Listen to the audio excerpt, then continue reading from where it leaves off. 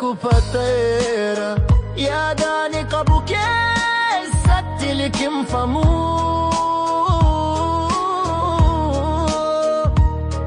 addunyaa akka dagaa qabbanaa jirtu keessatti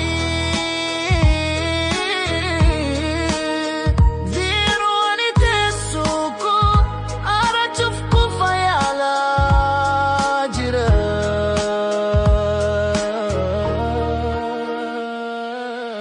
Tolii dalaawwan kan ijaan ilaalanii deebi'anii haasa'u sammuu koo keessa badee akka waan daandiraa makeetti natti daga'ama guyyaarra gara halkaniitti jijjiirama achiis gara gurraachaatti ni badaa garaan akka dagaa guddaa kiisharraa raasuu hin danda'u. Baay'ee qofaa ta'eera yaadani qabu keessatti liqimfamu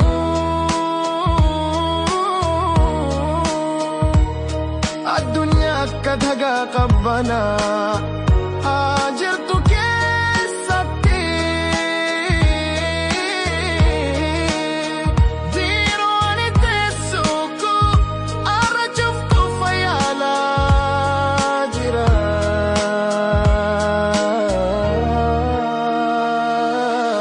Maqaa isaatiif ulfina haa argatu ulfinaaf galateeffachuu malee hin jiru mataa ol qabadde garuu sammuu koo dabaa jira kan dugaa argachuun rakkisaa ta'e barbaadu akkuma jaalalan wal qabate waan jibbuu qabuu gochuu hin oolchu waldaa jaalalaa keessatti baay'ee gafaa dhuguma sababii jiraachuuf mormitooti mamsiisaa. Baay'ee qofaa ta'eera yaadani qabu keessatti liqimfamu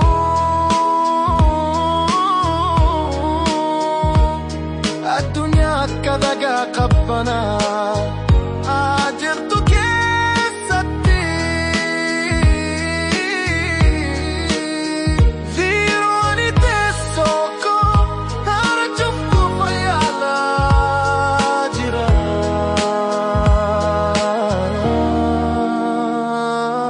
Hawaasni ni gadda humna naaf kenna garuu raafi hanyaa akkasuma injifannuu baafne yaada naaf cinaatti gootuu feena hanga tumaatti ni sochoona ni hin dhaabbanne jireenya keessatti waan hedduu barada yaadoo fi hawwiin ni loola an ammoo kunuu nan jiraata. Baay'ee qofaa ta'eera yaadani qabu keessatti liqimfamu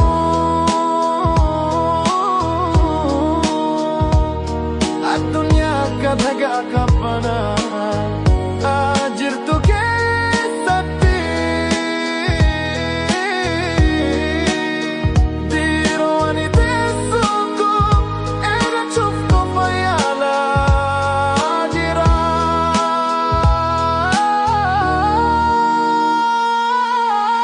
Jaalalaaf hawwiin ni ga'ee ni tutuqaa jiruun dhugaarrachuun ni rakkisaa. Baay'ee qofaa ta'eera yaadani qabu keessatti liqimfamu